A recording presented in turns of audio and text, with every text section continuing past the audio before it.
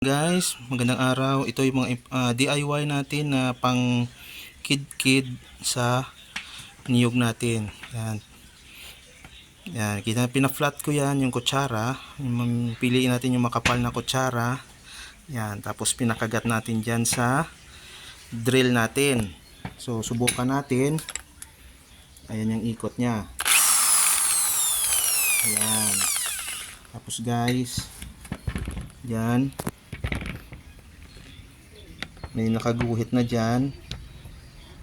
I-grinder natin dyan para medyo pabilog. Tapos lagyan natin ng ngipin. Pakita ko mamaya ang pag may ngipin na siya. Pakita ko mamaya. Ibilogin na natin yung kutsara bago lagyan natin ng ngipin.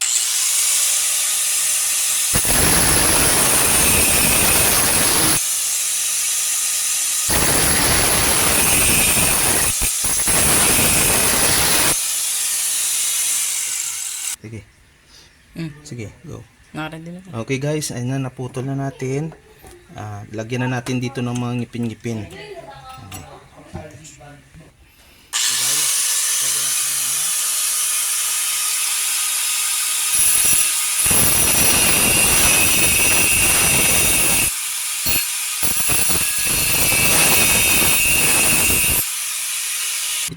So guys, ito na yung finished product natin. So subukan natin mamaya.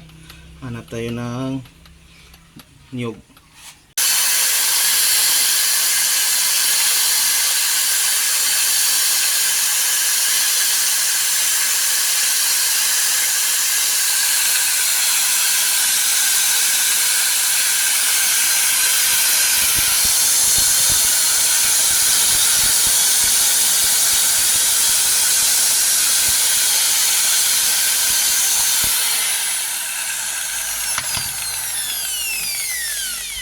Pwede na guys.